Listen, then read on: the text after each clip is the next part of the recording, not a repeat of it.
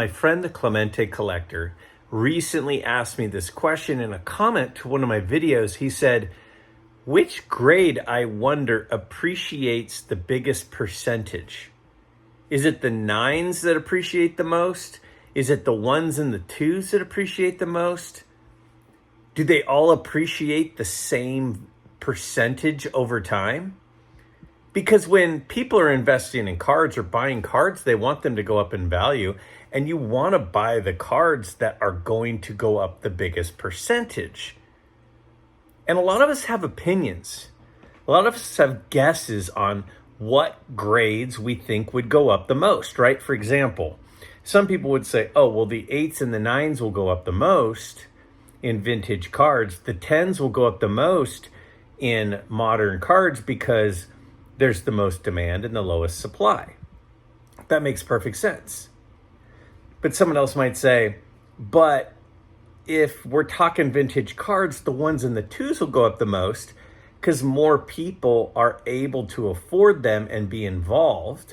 So because there's more people that are able to buy them, then those cards are going to jump in value the most because more of them will be getting purchased. And some people would say, well, no, it's more the mid-grade cards that are the best way to invest and purchase because you're getting a pretty nice card. Everyone would agree it's a nice looking card. And in addition, it's somewhat affordable. And then some of us would say, no, it doesn't matter. It's all random. There's no science to it. Well, it's one of the things that I've been asked the most. Should I buy a bunch of low-end cards or a couple of high-end cards? What's the best investment? What's the best bang for my buck? So finally, I just bit the bullet and I said, you know what? I'm going to run the data. I'm a data person. I just think, why guess when we can find out the answer? So again, the Clemente Collector, here's your answer. In fact, if you haven't checked out the video that he did with me where he interviewed me, check that out on his channel. But I was fairly surprised how clear the results were to this data dive. And again, I spent a lot of time on this one. And for a lot of us, it's going to confirm what we already thought. And for some of us, I think we might be surprised. So check this out and tell me what you think. All right, so it's really a question of which grade should I invest in? Which grade will go up in value? I mean, if a card is a 3 and it's worth $200 and it goes up by 10%, then it goes up by $20. But if it's a 6 and it's worth $2,000 and it goes up by 10%, then it goes up by $200. So we know that the dollar amount will go up more in the more expensive cards at the same percentage. But the question is, do the grades go up by a greater percentage in some grades than others? That's really the question. Do some grades appreciate at a higher percentage than other grades? Again, I think we all have a guess. We all have an opinion. I certainly had an opinion too. So I decided to run the numbers. First, I wanted to look at the yearly price averages from one card per year in the 1950s. To ensure consistency, all cards are PSA grades just because the volume of graded cards for PSA is higher. And I didn't want any numbers to be thrown off because I'm going from one grading company to another. I checked the values of a card from each year in the 50s from a PSA 1 to a PSA 9. These are all Hall of Fame players at a variety of different price points. Some really expensive cards, some lesser expensive cards, and some middle-of-the-road cards. And again, these are the yearly price averages for each card at each grade from 1950 to 1959. And the cards that I'm talking about are the yearly average for 2019, 2020, 2021, and 2022. So if you look in that first column, a 2 in a 2019 of this Bob Feller Bowman card averaged $40. Now, if you see anytime there's something in that pinkish lavender color, that's a time where it went down in value from one year to the next. So again, these are yearly averages. So if we see $70 there in 2021 for a PSA 2, that's the yearly average. If we look at the 6 here across the way, the percent increase column over to the right is how much did that card go up in value from 2019 to 2022? How much did it rise in value during that period of time? The card I chose for 1951 is the Bowman Warren Spawn. And again, you can see out of all of these years, 2019, 2020, 21, and 22, only twice did this card go down in value from one year to the next. In the PSA 2 from 2019 to 2020, and in the PSA 7 from 2019 to 2020. If we look over to the right, we have some not availables because what we have there are some times where if I don't have the value from 2022 because there were not enough samples, I can't tell you accurately the percentage increase. So I do have some not availables, but the others I have the value increase from 2019 to 2022. For 1952, I chose the Eddie Matthews card. Now you'll notice that in 2022, from 2021, there was a dip in value in 4 of the grades. In the 1, the 3, the 4, and the 7. Which is interesting, but not super surprising, as that's when the market started to slow. But if you look over to the right-hand column again, all the way to the right, you'll see that in every single instance, the card is up significantly from what it was worth in 2019 to 2022. I mean, in most cases, it's over 100%. If not, it's close. The card from 1953 that I chose was the Whitey Ford card. And in this case, you'll see there are 3 times that it dropped in value. But considering we're talking about several different grades and over a course of 2019 to 2022, that tells me that pretty much it goes up every year in value. You know, we've got 76%, 72%, 146%, 187%. I mean, if you bought this card in 2019, in 2022, it is worth pretty much double or more in almost every case. Now, we know that the market boomed during this time, so that's not super surprising, but this is one thing that surprises me. So in 54, I chose the Ernie Banks. It went up in every grade from 19 to 20 and every grade from 20 to 21. But look at that. In the grade of 1 to 7, it went down from 2021 to 2022. Every single grade from 1 to 7. But then you look at the overall increase, and it's pretty much, it's 85%, 121%, 140%, 250%. But that change from 21 to 22 definitely took a hit. Now, where did I get this data, someone might ask? I went to the PSA auction realized prices and by hand found the average for every card, every year, every grade. And yes, it took as long as it sounds like it took. But I wanted to ensure the accuracy of the data. I wanted to make sure this data and conclusions were correct. For 1955, we've got Willie Mays.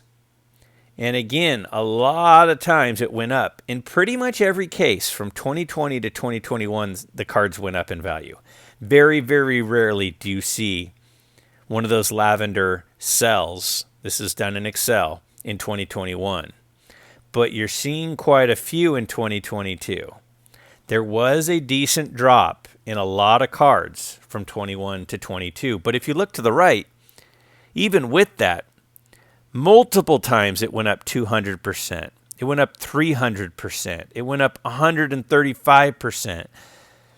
So the Willie Mays card went up a ton over that stretch of time. Again, we've got a 56 is a Ted Williams that was chosen. 4 times we have a drop from 21 to 22. No drops from 20 to 21. But again, over to the right, pretty much every grade, you're looking at like 100% plus return. Again, in that 22 column there were 4 different grades that dropped. Generally speaking, when you see the drops, it's in the lower grades, and it's in 2022. But overall, the cards continue to surge in value. So when you're looking at the 8s and the 9s, some of those values are unbelievable. Look at Sandy Koufax. Now, this one's really interesting to me. Every single grade that I don't have data for 1s. That's probably because this is not a super valuable card. Every single grade, it's up over 100% from 19 to 22. And only twice did it drop. Only 2 different grades. In the 3 in 2020 and the 7 in 2022. And those dips are little dips, like barely dips. Sandy Koufax cards have done very, very well. And from 19 to 22, again, every single grade went up over 100%. It more than doubled in every case. For 58, I chose a Yogi Berra, and these were all just chosen randomly. 3 times it went down. Couple of times in 2021, which is unusual given the history that we've seen with the other cards. But when we look to the right, look at the percentages again. Pretty much every grade, it's up over 100%. And if it's not over 100%, it's just below 100%. So we're starting to get a pretty good idea of what was happening over these years from 19 to 22. And don't worry, I have these all side-by-side comparisons coming up here in a minute, so don't leave yet. For the Bob Gibson rookie in 1959, again, the 22 column, we've got 4 of the grades that dropped a little. Once it dropped in 2020, but we look at the percentages, and even the one that's just under 100%, it's just under 100%. The other ones have well over doubled. And then the highest grades, those are way up.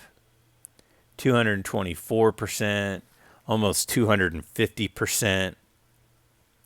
Pretty incredible how consistently over this stretch of time every card, every grade is up. So here is the summary report. So this is every player on the left and every grade across the top.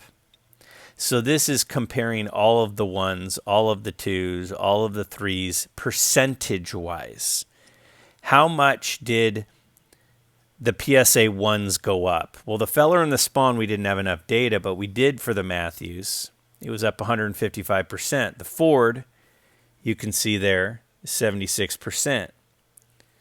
And then you can see across the average per player.